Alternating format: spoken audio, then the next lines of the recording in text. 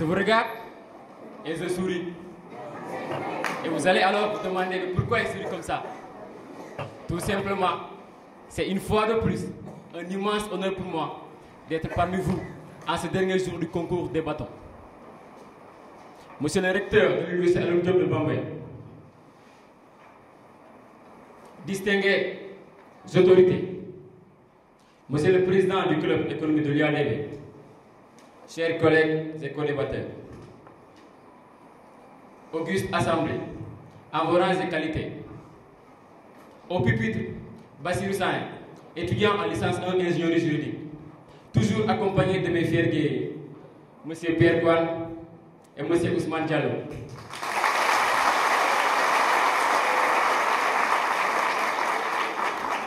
Et sans oublier également notre quatrième coéquipier, le brillant M. Sidi Amarsel. Je ne saurais continuer sans vous témoigner de la part de la NEJ que ça a été tout d'abord un immense honneur pour nous d'avoir participé à ce concours qu'elle débattons. Mais également un grand plaisir d'avoir débattu aux côtés de certaines équipes qui se sont brillamment illustrées tout au long de ce parcours. J'en fais appel à la M2 économie appliquée.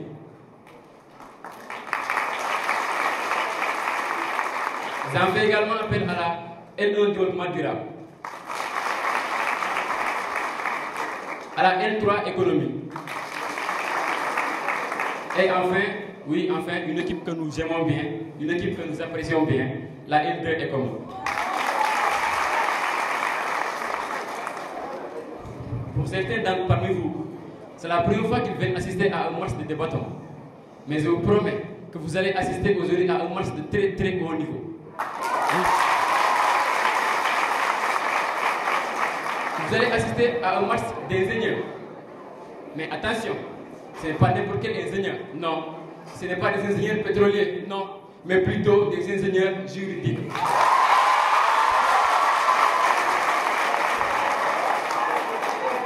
À présent, revenons au sujet qui nous réunit. Faut-il soumettre le président de la République à un contrôle du Parlement? Une question très pertinente. Ou encore, pour être plus simple, mesdames et messieurs, le président de la République doit-il être soumis à un contrôle du Parlement? Honorable membre du jury, nous sommes dans un monde où le poste de président de la République est convoité. Oui, convoité. Même sur un fauteuil roulant, on continue toujours à demander le pouvoir. Même sur un lit d'hôpital, on continue toujours à s'accrocher au pouvoir. Pourquoi? Pourquoi, mesdames et messieurs? Tout simplement pour tous les privilèges et avantages que peut accorder un tel titre. Mais avant tout d'abord, quelles sont les chances? Quelles sont les responsabilités du président de la République? Alors, tout d'abord, il faut comprendre que le président est une institution.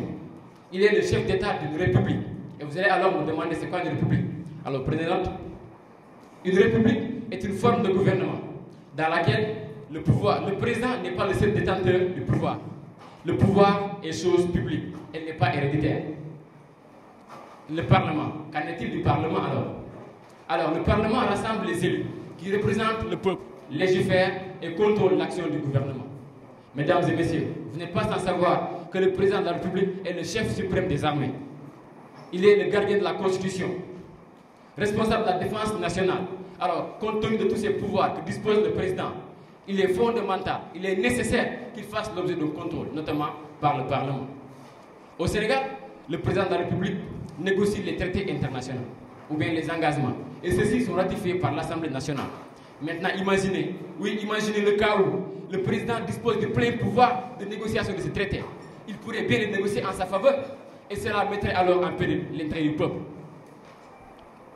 Auguste Assemblée, pour mieux cerner, ou je dirais pour mieux appréhender le sujet, il est nécessaire de se poser trois principales questions. Pourquoi sent-on la nécessité de contrôler les actions du président, honorablement monsieur?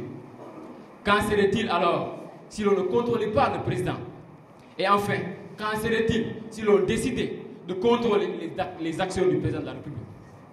Des questions simples que nous allons vous éclaircir dans nos prestations de tout à l'heure. La confiance n'exclut pas le contrôle. Même si nos dirigeants, nos gouverneurs, même si nos teneurs du pouvoir disposent notre confiance, ou bien gagne notre confiance. Néanmoins, il doit faire l'objet de contrôle. Et que Dieu bénisse la énergie. Je vous remercie.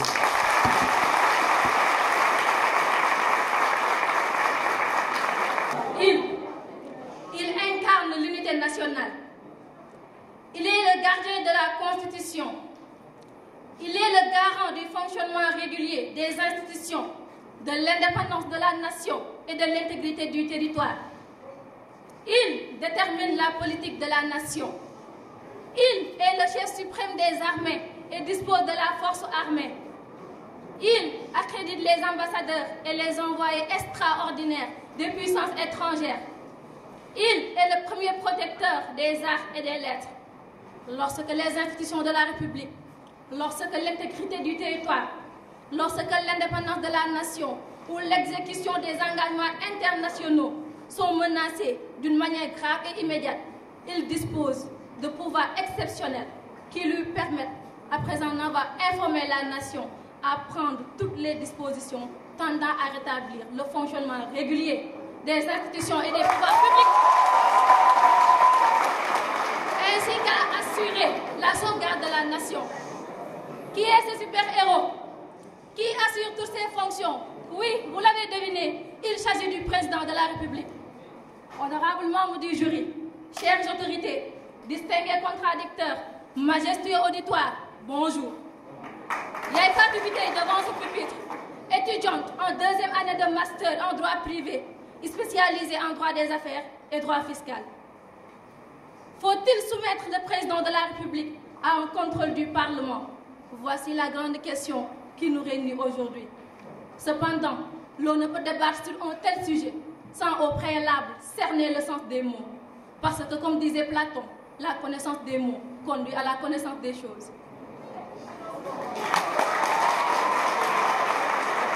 Le verbe soumettre, il renvoie à l'idée d'imposer, d'assujettir, d'astreindre, de placer dans la dépendance ou sous l'autorité. Étymologiquement, président vient du latin présidere, qui signifie présider, et république vient de res publica, qui veut dire la chose publique. Le président de la République, c'est le chef d'État d'un pays qui a choisi une constitution républicaine. Dans le cas du Sénégal, il est élu au suffrage universel direct et au scrutin majoritaire à 2 tours pour un mandat de 5 ans, renouvelable une seule fois. Le mot contrôle, il peut être perçu comme l'appréciation de l'opportunité d'une décision prise ou d'un acte accompli par la personne contrôlée. Par contrôle également, on peut entendre l'examen visant à vérifier ou bien à surveiller. En outre, par contrôle, on peut entendre l'action de dominer ou le fait d'exercer son autorité. Enfin, venons-en au Parlement. Tiré du verbe parler, lui-même venant du latin liturgique parabolare, qui veut dire parler par parabole, étymologiquement, le Parlement, c'est l'endroit où l'on parle. Concrètement, c'est une assemblée ou un ensemble d'assemblées qui assure la représentation du peuple. Détenteur du pouvoir législatif, lieu de décision, il est chargé de voter les lois et le budget, ainsi qu'à contrôler l'action du gouvernement. Au Sénégal, la composition du Parlement est monocamérale et l'Assemblée nationale en constitue la chambre unique. Charmante assistance, après cette élucidation conceptuelle, allons dans le but du sujet. À la question de savoir s'il faut soumettre le président de la République à un contrôle du Parlement, nous répondons par la négative, nous répondons par un non catégorique. En effet, pour éviter la paralysie des actions du président de la République par des députés opposants, animés par des intérêts politiques crypto-personnels, pour éviter que le pouvoir législatif puisse s'immiscer dans le pouvoir exécutif et pour éviter de menacer la tranquillité, la stabilité et la sécurité du pays, je dis bien, le président de la République ne devrait guère être soumis au contrôle du Parlement. Ces points essentiels vont constituer le fil conducteur de notre argumentaire, enrichi d'exemples concrets, afin que vous tous soyez persuadés que le président de la République ne doit point être sous la tutelle du Parlement. Auguste Assemblée, Installez-vous confortablement dans le yacht MO2 droit privé. Avec la pertinence, la tangibilité et la plausibilité de nos idées, la balade ne sera point ennuyante. Avec notre éloquence et notre élégance, je dis bien, avec notre éloquence et notre élégance, vous allez découvrir les îles du savoir et de la connaissance. Enfin, arrivé à bon port, vous serez convaincus, totalement convaincus, que la négation que nous défendons aujourd'hui est sans équivoque. Je vous remercie. Le président de la République a un contrôle du Parlement. Mesdames, Mesdemoiselles et Messieurs, distinguées autorités, honorables membres du jury, mes chers co-débatteurs, je réponds au nom de M. Pierre Kwani, étudiant en licence 1 ingénierie juridique. Cher public, avant de continuer mon argumentaire, j'aimerais rappeler à mes chers co-débatteurs que la bonne politique d'un État ne consiste pas à ce que le président de la République soit libre de mener ses politiques à sa guise. Sinon, nous allons créer un dictateur, et un dictateur légal cette fois-ci, puisque cela vient de nous. La bonne politique consiste à ce qu'un organe ou une autre personne vienne en revanche contrôler les décisions ou les actions de nos dirigeants. C'est ainsi que nous allons garantir une meilleure stabilité politique, une stabilité institutionnelle. Mais cela n'est point garanti lorsque nous laissons libre arbitre au président de la République, surtout dans un régime présidentiel qu'on vient de l'adopter, la République du Sénégal. Ceci est juste une parenthèse, je continue. Pensons pour le bien de tous. Oui, pensons pour l'intérêt commun.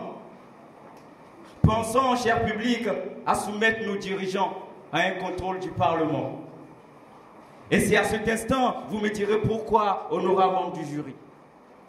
Pourquoi, mesdames, mesdemoiselles et messieurs, chers co-débatteurs, pourquoi, par la disposition des choses, une institution doit contrôler une autre? Et qu'on vient de l'affirmer, mon cher collègue, lors de sa prestation, je me limiterai tout d'abord à vous expliquer le pourquoi d'une telle nécessité. Il est du commun de nous tous que tout homme qui dispose de la plénitude du pouvoir se soucie peu de la liberté des individus. Et c'est ainsi que j'irai vous donner l'exemple de l'absolutisme royal. Une forme de gouvernement dans laquelle la totalité, oui, la totalité du pouvoir est détenue par une seule personne, le roi. Les États comme la France ont connu ce type de gouvernement. À l'ère de Louis XIV, Louis XV, je citerai également l'Afrique, au temps de nos rois, où ils n'hésitaient pas à exécuter leurs citoyens si l'un d'eux s'opposait à leur régime.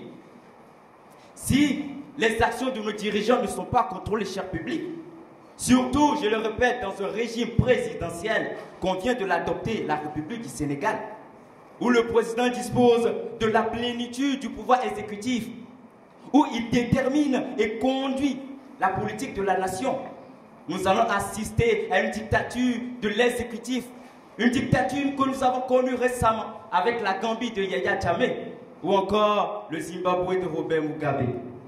Si les actions de nos dirigeants ne sont point contrôlées, nous assisterons à toute forme de corruption, de détournement volontaire de deniers publics, afin de pouvoir éviter tous ces méfaits, toutes ces conséquences, chers publics. Il est impératif que les actions de nos dirigeants soient contrôlées. Et ce contrôle doit émaner du Parlement. Je vous remercie.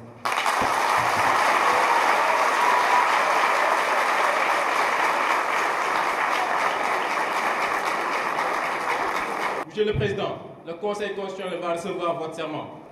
Devant Dieu et devant la nation sénégalaise, je jure de remplir fidèlement la charge de président de la République du Sénégal. D'observer, comme de faire observer scrupuleusement les dispositions de la Constitution et des lois. De consacrer toutes mes forces à défendre les institutions constitutionnelles, l'intégrité du territoire et l'indépendance nationale. De ne ménager enfin aucun effort pour la réalisation de l'unité africaine. Monsieur le Président, de par cette prestation de serment, le Conseil constitutionnel vous installe dans votre fonction. Merci, Monsieur le Président du Conseil constitutionnel. Honorables membres du jury, distingués autorités, distingués contradicteurs, chers co-débatteurs, auguste auditoire, bonjour. Elouali Chérif Diallo, je me nomme, débatteur du Master de droit privé, spécialisé en cyberdroit et président de la République du Sénégal. Mes chers compatriotes, le président est un représentant du peuple, élu selon les régimes des différents pays, au suffrage universel direct ou au suffrage universel indirect.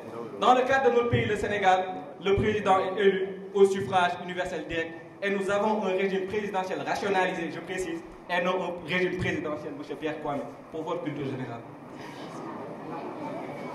De ce fait, il ne peut être contrôlé politiquement par d'autres représentants du peuple sans légitimité supérieure. Le président est l'incarnation de la nation.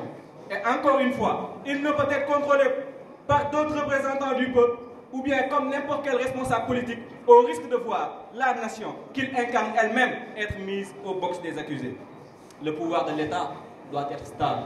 Et si le président est responsable devant le Parlement, celui-ci en devient instable. En effet, on peut observer qu'un président totalement soumis au contrôle du Parlement pourrait voir ses actions handicapées et ralenties, notamment lorsque la dite composition de ses élus compte une forte proportion d'opposition politique. Et cela même conduirait à des situations négatives pour le pays. Parce que dans ces cas, les dérives probables prendraient la forme d'empiétement abusif du législatif dans le domaine de l'exécutif. Une confusion des rôles également aux effets négatifs pour le pays. Le Parlement peut être un contrepoids nécessaire, ça on n'en disconvient pas. Mais si ses prérogatives et sa composition ne sont point calibrées, elles constituent inéluctablement un frein à l'action gouvernementale. Et dans l'idée même de la Ve République, je suis considéré comme la clé de voûte des institutions. Par conséquent, en tant que président de la République, je suis bien au-dessus de la mêlée du jeu politique. Et une petite réplique par avance. Bien vrai que de son vrai nom, Charles-Louis de Secondat, appelé suivant l'usage comme Montesquieu, affirme dans son œuvre de l'esprit des lois, je cite, pour qu'on ne puisse abuser du pouvoir, il faut que par la disposition des choses, le pouvoir arrête le pouvoir. It's true. Oui, c'est vrai, mon très cher recteur. Cette formule incarne la démocratie sans l'ombre d'un doute. Cela dit, dans une logique de majorité parlementaire de l'opposition, si le Parlement peut arrêter le pouvoir exécutif par une prérogative de contrôler le chef de l'État, il peut sans doute le paralyser ou le bloquer, ce qui reviendrait à obstruer une institution. Et comme vous le savez tous, l'idée de démocratie qu'il défend si bien est toujours associée à celle de stabilité. La stabilité politique est le véhicule le plus adéquat pour transporter un élan de démocratie. Par conséquent, soustraire le président au contrôle du Parlement est un verrou qui assure l'efficacité, la pérennité et la stabilité politique de l'État. Parce que le contrôle du Parlement est plus politique qu'objectif. Soyez remerciés.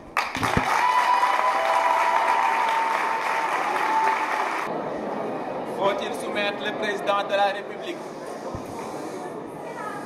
à un contrôle du Parlement? Une grande interrogation mériterait une bonne réflexion. Auguste auditoire, honorable membre du jury, distingués co-débatteurs, bonsoir. Monsieur Diallo Ousmane, étudiant à L1 à l'UFR Ecomige. Chers co-débatteurs, lorsque vous nous affirmez que le président de la République ne doit pas être soumis à un contrôle du Parlement, excusez-moi, Auguste auditoire, mais je pense et j'estime qu'ils ont oublié les nombreuses prérogatives, c'est-à-dire les attributions ou bien encore les privilèges accordés au président de la République. Devrais-je vous rappeler que conformément au titre 3 de la Constitution sénégalaise de 2001, le président de la République est le gardien de la Constitution? Devrais-je encore vous rappeler que le président de la République nomme les membres du gouvernement et peut mettre fin à leur fonction quand il le veut et où il le veut? Devrais-je encore vous rappeler, pour ne citer que cela, que le président de la République est le chef suprême des forces armées? Auguste auditoire, vous avez tous remarqué que le président, notre président de la République, a beaucoup de pouvoir. Raison pour laquelle même, honorable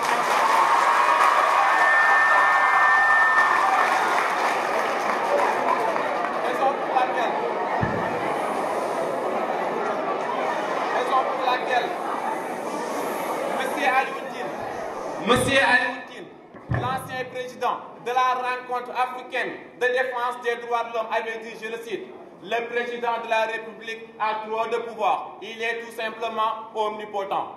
Mesdames et messieurs, un homme qui a autant de pouvoir mérite-t-il le contrôle? Une institution qui a autant de privilèges mérite-t-elle le contrôle? Des questions simples dont on ne peut répondre que par l'affirmative. Oui, notre président de la République se doit être soumis à un contrôle du Parlement. Car nous savons tous que tout homme qui a du pouvoir est censé en abuser, comme le disait Montesquieu dans l'esprit des lois. Et pour que notre président de la République n'abuse pas de ses pouvoirs, il faut obligatoirement, nécessairement, qu'il soit soumis à un contrôle du Parlement. Et pourquoi le Parlement? Parce que tout simplement, le Parlement représente le peuple, comme l'a dit mon distingué co-débatteur, représente le peuple. Le Parlement est le porte-parole du peuple, la voix du peuple. En un mot, il est l'ambassadeur du peuple. Donc, naturellement, il est le mieux habilité à contrôler les actions du président de la République pour éviter la démocratie, pour éviter la dictature, l'oligarchie ou bien encore la royauté. Sur ce, je vous remercie.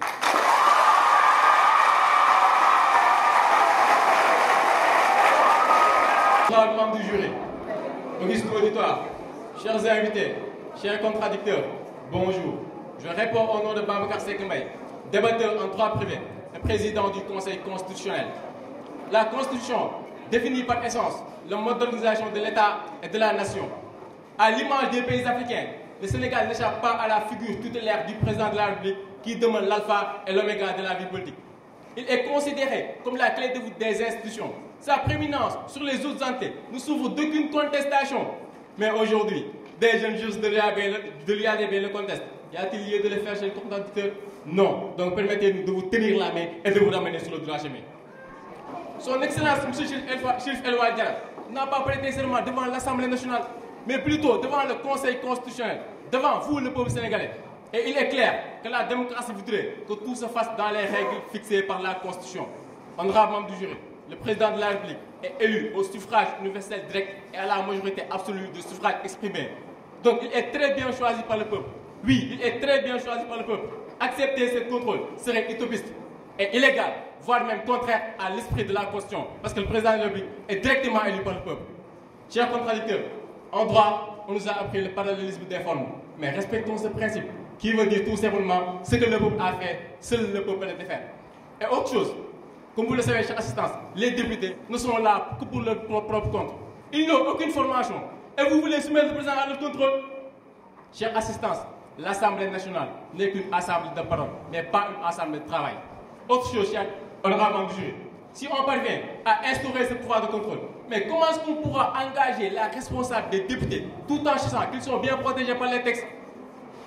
Chère assistance, un contrôle ne serait guère possible si on limite la responsable des députés dans l'exercice de leur fonction. Parce que l'article 61 de la Constitution du 22 janvier 2001 couvre les députés à raison des actes accomplis dans le cadre de leur mandat.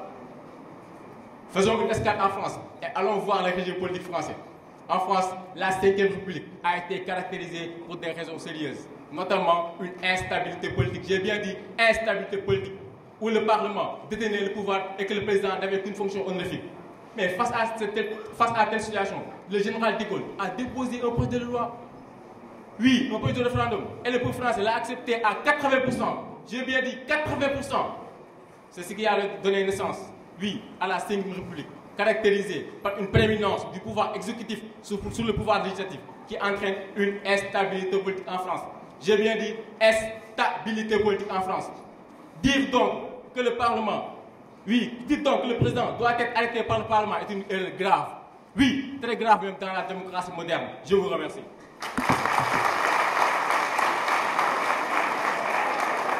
Mesdames, Mesdemoiselles et Messieurs, honorables membres du jury, mes très chers collaborateurs ont soulevé un point très intéressant.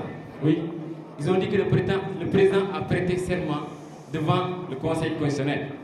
Bien dit, oui, mais devrais-je vous rappeler que le Conseil est présidé, que le président de la République préside le Conseil constitutionnel et ses membres sont nommés par celui-ci. Alors, un tel contrôle pourrait être en sa faveur, il pourrait casser même, ou bien dissimuler même ses erreurs, le contrôler en sa faveur. Honorable membre du Sud, à quoi bon, oui, auguste Assemblée, à quoi bon d'avoir donc une Assemblée nationale si celle-ci n'a pas le pouvoir de contrôler les actions du président? C'est une expérience éternelle, nous dit Montesquieu, que tout homme qui a du pouvoir est porté à en abuser. Oui, il va même jusqu'à trouver des limites. Honorable membre du jury, même notre responsable de classe, notre gouverneur a tendance à jouer à l'autorité. Alors qu'en est-il du président de la République, chef suprême des armées, le gardien de la Constitution, honorable membre du jury, ne pas le contrôler, étant le chef suprême des armées, c'est se donner au suicide volontaire. Faites le constat par vous-même. Dans les pays où c'est la dictature, vous conviendrez nettement avec moi que les libertés individuelles sont menacées. Le peuple n'a pas le droit à la liberté d'expression, de peur d'être emprisonné ou arrêté, comme c'est le cas au Kazakhstan actuellement. La personne qui incarne le pouvoir a tendance à se considérer comme un dieu. Oui, léguez du pouvoir, léguez une portion du pouvoir à vos frères ou sœurs et vous verrez les conséquences. Et je m'en vais vous donner un exemple très simple. Et je ne parle pas que du président, non, mais de ses collaborateurs. Le 6 juin 2015, Manuel Valls, alors Premier ministre de François Hollande à l'époque, prend l'avion gouvernemental, rien que pour aller suivre une finale de Ligue des Champions à Berlin, mesdames et messieurs. Rien que pour aller suivre une finale, rien que pour satisfaire ses besoins personnels, il prend l'avion gouvernemental. Et ce n'est pas tout. Combien parmi vous ont entendu parler de la crise ivoirienne? Oui, en 2011, Laurent Gbagbo envoie ses militaires semer la pagaille un peu partout dans les rues ivoiriennes. On estime environ plus de 1000 morts, honorable membre. Alors vous voyez le pouvoir, vous voyez jusqu'où peut aller le président de la République s'il n'est pas contrôlé, jusqu'à même tuer ses compatriotes. Tous ces exemples que je viens de vous donner, oui, tous ces exemples, c'est pour vous démontrer, c'est pour vous démontrer qu'est-ce qu'il a résulté si l'on ne contrôle pas les tenants du titre, que ce soit le président et même les ministres doivent faire l'objet d'un contrôle. Nous n'avons pas besoin de vous faire du théâtre, de la comédie ou encore des mises en scène pour vous prouver la nécessité, l'importance du contrôle du président de la République. Encore une fois, la confiance n'exclut pas le contrôle. Je vous remercie. Majesté auditoire, rebonjour. Toujours dans la peau de Yaïfa Tubité. Nos très chers contradicteurs, depuis tout à l'heure, vous nous parlez de l'Assemblée nationale et des députés. Arrêtons-nous un peu. Vous dites que les députés sont là pour représenter le peuple. Oui, à l'origine, les députés ont été élus pour représenter le peuple. Mais malheureusement, ce que l'on voit à l'Assemblée nationale, notamment l'Assemblée nationale du Sénégal, c'est une institution où les députés sont passifs, irresponsables. Des députés qui sont à l'Assemblée nationale que pour acclamer. Des députés qui votent des lois. Des députés qui sont là-bas que pour leur propre intérêt, oubliant l'intérêt du peuple. Alors, de quelle représentation vous nous parlez? Nous n'excluons pas que le président de la République devrait être soumis à un contrôle. Mais qui doit faire ce contrôle? Il n'appartient pas au Parlement de contrôler le président de la République. Mais il nous appartient, nous, le peuple, de contrôler le président de la République. Oui, le peuple. Le président de la République a été élu au suffrage universel direct par le peuple. Donc le président de la République n'est responsable que devant ce peuple, qui est le seul qui a la légitimité de le contrôler. Tout à l'heure, mes très chers contradicteurs, mes très chers collaborateurs vous ont parlé de l'instabilité politique et institutionnelle causée par un contrôle parlementaire. Oui. À titre d'exemple, prenons l'Italie, où l'on peut rester des mois et des mois sans avoir un président de la République. C'est le cas de la Guinée-Bissau, où le Parlement a beaucoup plus de pouvoir que le président de la République. Conséquence, il y a une instabilité politique et institutionnelle. Qu'est-ce qui l'explique? Si la majorité parlementaire est du camp des opposants, son contrôle sera plus politique qu'objectif. Qu'est-ce que ça va entraîner? Une instabilité. Prenons une seconde hypothèse où la majorité parlementaire est du même temps que le président de la République.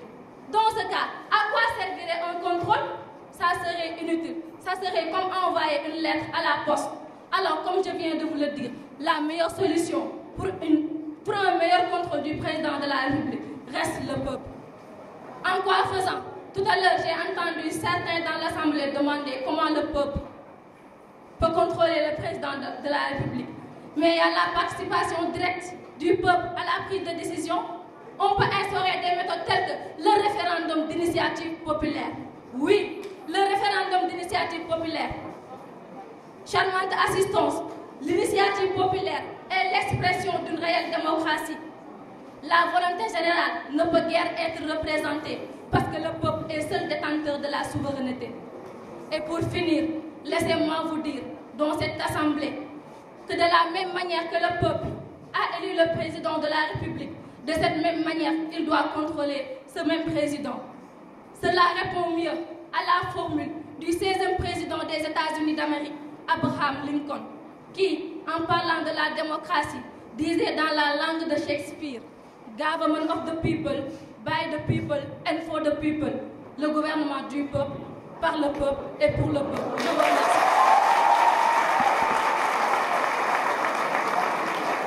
Mes chers publics, j'aimerais dire à mes chers co-débatteurs que le sujet ne se limite pas uniquement sur la République du Sénégal. Alors pourquoi pointer du doigt le Parlement sénégalais? Prenons l'exemple des États-Unis, mais nous avons un congrès fort. Pourquoi vous ne voulez pas donner l'exemple des États-Unis? Et vous avez seulement pointé du doigt le Parlement sénégalais. Ça, c'est de un. Deuxièmement, vous avez dit, lors de votre introduction, que le Parlement lui-même, c'est le Parlement lui-même qui doit contrôler, ou bien c'est le Parlement qui représente le peuple. Et vous venez de dire lors de votre prestation que nous devons prendre l'initiative, nous-mêmes, le peuple, de contrôler le président de la République. Moi, je ne trouve pas, ce n'est pas pertinent. Et je me demande, dans cette même embouche, comment le peuple peut contrôler le président de la République? À la queue leu, un par un, on fait tête par tête. Le président s'assied dans son bureau et on passe tout partout. Ça, c'est le désordre.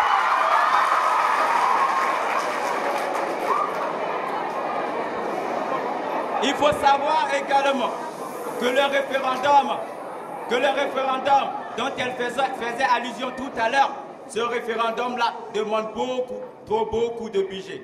Pour un Sénégal, pour un pays comme le Sénégal, un pays pauvre, excusez-moi, mais je dois le dire. Qu'en serait-il, cher public, si l'on prenait l'initiative de contrôler nos dirigeants? Comment serait l'organisation d'une société si l'on prenait l'initiative de contrôler le chef d'État? Tout au long de notre première prestation, nous nous sommes acharnés à vous faire comprendre les conséquences que peuvent engendrer l'absence de contrôle à l'égard de nos dirigeants. Et c'est ainsi que nous avons donné l'exemple d'une monarchie absolue. L'exemple de l'ex-président ivoirien Laurent Gbagbo ou encore de Manuel Valls par extension. À présent, cher public, je m'en vais vous dire ce qui en résulte d'un contrôle à l'égard de nos dirigeants. Mesdames, Mesdemoiselles et Messieurs, honorables membres du jury, mes chers co-débatteurs, je m'abstiendrai à vous raconter des histoires, mais faites le constat. Oui, le constat. Et vous verrez que lorsque les actions de nos dirigeants sont contrôlées, les citoyens connaissent le vrai sens de la liberté, le vrai sens de la sécurité, le vrai sens de la quiétude. Par conséquent, les intérêts du peuple sont préservés. Si les actions de nos dirigeants sont contrôlées, si les actions de nos dirigeants sont contrôlées, nous passerons de la violation perpétuelle des droits de l'homme à leur respect. Nous passerons de la corruption à la bonne gouvernance. Nous passerons de l'ambiguïté des affaires étatiques à une transparence totale. Oui, transparence totale, cher public. Et ce principe ne devrait pas uniquement se limiter à l'égard de la République du Sénégal, mais toucher également d'autres États, que ce soit d'ici en Afrique ou d'ailleurs. Si l'on veut assurer une stabilité politique, si l'on veut assurer une stabilité institutionnelle. Au fond, cher public, il n'y a qu'une seule chose qui importe, la liberté. Le droit de chaque citoyen. Dans quelle société voulons-nous vivre? Quelle société voulons-nous léguer à nos enfants? Car si nous voulons renforcer la démocratie, si nous voulons une meilleure transparence dans les affaires étatiques, les actions de nos dirigeants doivent être contrôlées. Nous n'avons pas besoin de vous faire des mises en scène, de la comédie ou encore du théâtre. Tout a été dit et prouvé. Et que Dieu bénisse la 1-1-IJ. Je vous...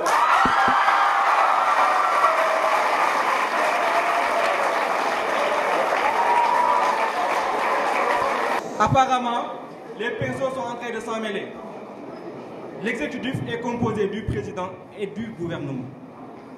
Et dans ce sujet, il est question de parler du contrôle du président. Je les ai entendus tout à l'heure parler du gouvernement. Ensuite, comme j'ai l'habitude de le dire, l'art de débattre repose sur l'art de déconstruire ce que votre adversaire a dit pour ensuite construire votre argumentaire sur les cendres de cette déconstruction. Il a tantôt évoqué un contrôle du Conseil constitutionnel serait peut-être favorable au président parce que c'est lui qui les nomme. Prenons-le dans le sens inverse. Un contrôle des députés dans une logique de majorité parlementaire ne serait-il pas en défaveur du président? Apparemment, son raisonnement est un couteau à double tranchant.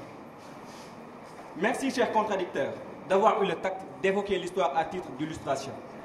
Honorable membre du jury, le Parlement est constitué par des politiques, soit des sénateurs, soit des députés, qui appartiennent à des partis politiques ou à des coalitions de partis politiques. Alors soumettre le président au contrôle de ces derniers serait en fait courir le risque d'être exposé à des calculs politiques. Parce que les sénateurs ou les députés, au lieu de contrôler pour voir si l'action gouvernementale est en phase ou en conformité avec les attentes de la population, eh bien, leur contrôle peut avoir uniquement pour but de lui mettre les bâtons dans les roues, histoire de ralentir sa politique ou de le mettre en main avec la populace. Ainsi, il est évident que dans le cadre d'une république, la soumission du président au contrôle du Parlement est une période qui fait clairement référence à une situation politique conflictuelle ou à une confrontation fréquente entre le président et la majorité parlementaire. Le contrôle du Parlement devient dès lors un phénomène nuisible qui se caractérise par l'affaissement possible de l'autorité présidentielle, une crise de légitimité, mais également une exaltation des rivalités entre le président et la majorité parlementaire. Tout ceci est susceptible de nuire au bon fonctionnement de la démocratie et engendrerait finalement une confusion des rôles. Et c'est dans ce contexte que le contrôle du Parlement est vu dans une république telle une pathologie qui aurait pour conséquence de renforcer le rôle des autorités parlementaires au détriment du chef de l'État.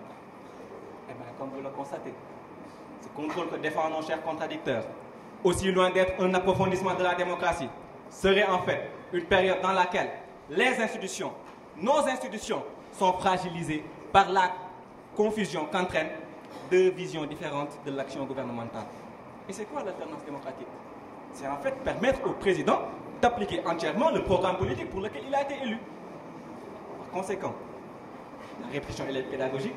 Même si le pouvoir peut arrêter le pouvoir, moi, Chérif El Wali Diarra, je dis aujourd'hui dans cet amphithéâtre, le 3 juillet 2019, prenez note les étudiants de première année, cela pourrait rester dans les annales de l'université.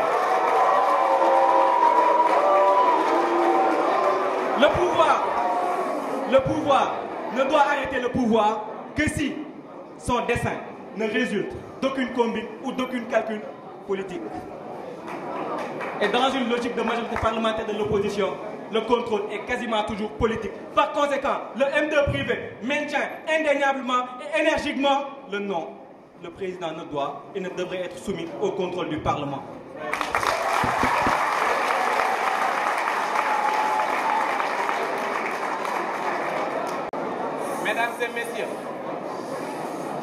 Mesdames et messieurs, puisque nous sommes dans le rendez-vous du donner et du recevoir, je ne peux nier donc ni contester le point de vue de mes distingués co-débatteurs. Cependant, permettez-moi d'apporter certains éclaircissements.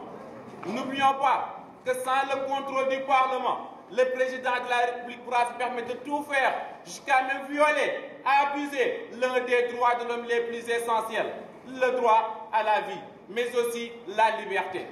car il y aura absence de contrôle sur tous les projets de loi qui sont des lois émanant de l'exécutif. Honorable membre du jury, revenons aux exemples.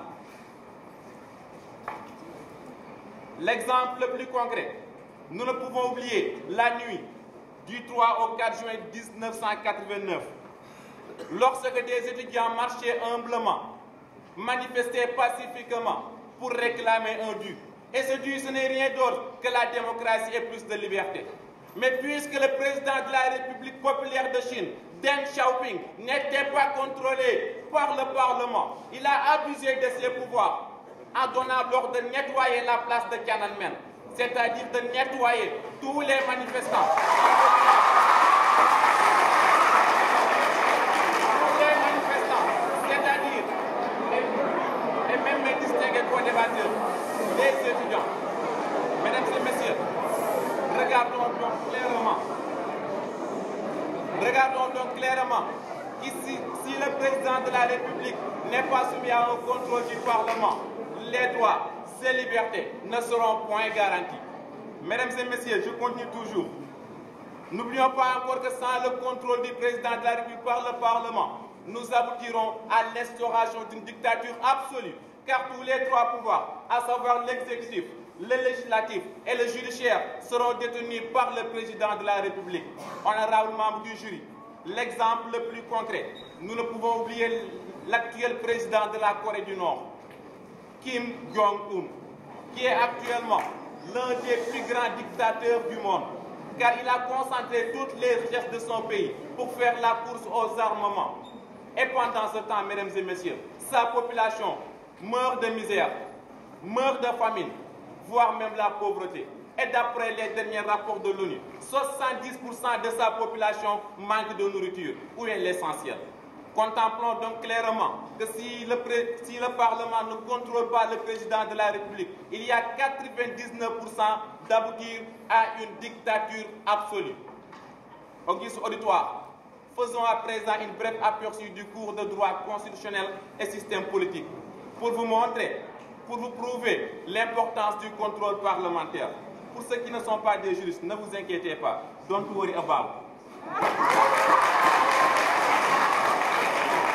Notons qu'avec le contrôle du président de la République par le Parlement, les droits et libertés seront garantis. Mais surtout, il y aura absence de favoritisme, absence de népotisme, ou bien encore l'instauration d'une dictature que nous craignons nous tous, car le président de la République ne pourra plus se permettre de tout faire, car il y a un Parlement fort qui le contrôle. Mesdames et messieurs, notons qu'aux États-Unis d'Amérique, même si le président de la République a la prérogative de nommer les ministres publics, les juges de la Cour suprême et tous les autres ministres de la fonction publique, ils seront applicables qu'après avis et consentement du Sénat. Et voilà maintenant, je comprends pourquoi les États-Unis font partie de l'un des États les plus développés et les plus démocrates. C'est à cause du contrôle. Mesdames et messieurs, nous n'avons pas besoin de faire des mises en scène, ou bien encore du théâtre ou de la comédie, pour vous faire comprendre ou pour vous montrer que le président de la République doit être soumis à un contrôle du Parlement. Parce que même notre président de la République est soumis à un contrôle du Parlement sur les engagements internationaux. Et d'ailleurs, même l'article 95 de la Constitution du Sénégal nous dit le président de la République négocie les engagements internationaux, oui, mais l'alinéa 2 lui répond. Il les ratifie ou les approuve éventuellement sur autorisation de l'Assemblée nationale. Et l'Assemblée, c'est le Parlement.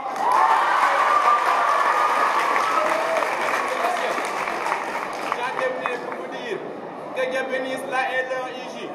Je vous remercie. Chers contradicteurs, si on parvient à instaurer ce pouvoir de contrôle, qui contrôlera l'Assemblée nationale? Chère assistance, si le Parlement doit arrêter le président, mais qui arrêtera le Parlement? N'oublions pas que l'histoire nous a enseigné que lorsque le Parlement était dépositaire de tous les pouvoirs, il en a abusé. Et l'article 61 de la Constitution du 22 janvier 2001 dispose, je cite, aucun député ne peut être poursuivi, détenu, jugé dans les opinions émises ou les votes émis dans l'exercice de ses fonctions. Donc ils sont responsables de rien, politiquement ou pénalement, dans l'exercice de leurs fonctions.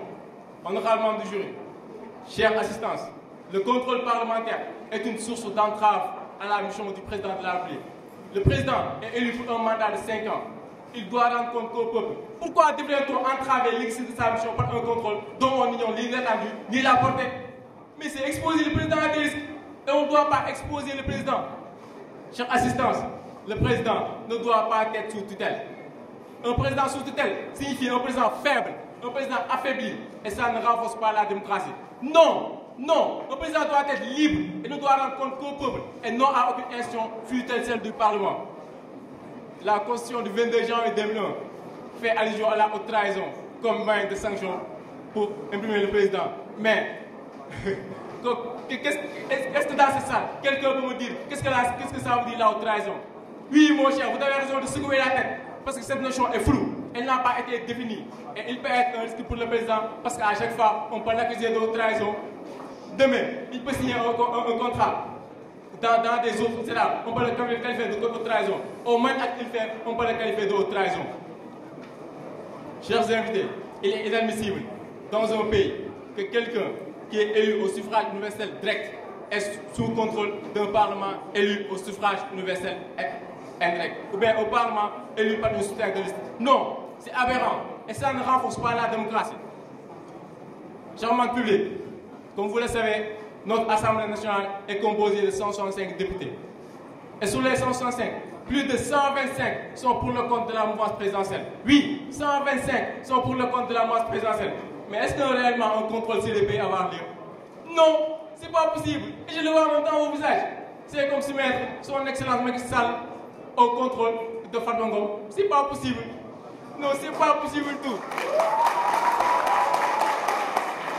Honorable membre du jury, pour qu'on puisse parler véritablement de contrôle, il faut que les citoyens mettent en place, oui, une Assemblée nationale de rupture avec les veilles politiques pratiques et la composition d'un excellent casting au sein de l'hémicycle. Il faut que nous, en tant que citoyens, nous devons reprendre la main sur la gestion des politiques publiques avec un suivi permanent des politiques publiques dont nous sommes les bénéficiaires.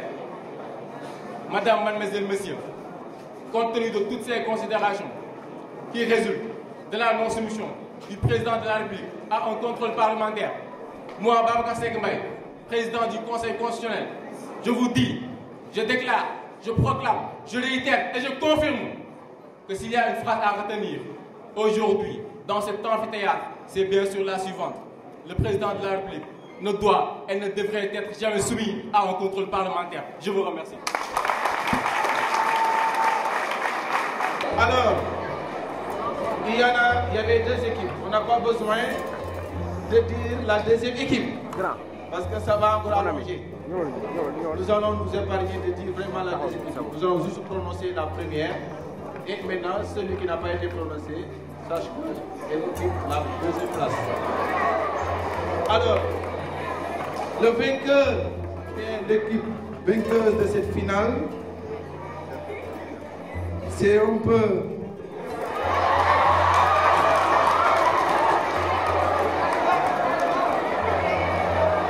Alors, non. Je ne vais pas disserter, hein, je vais l'écrire.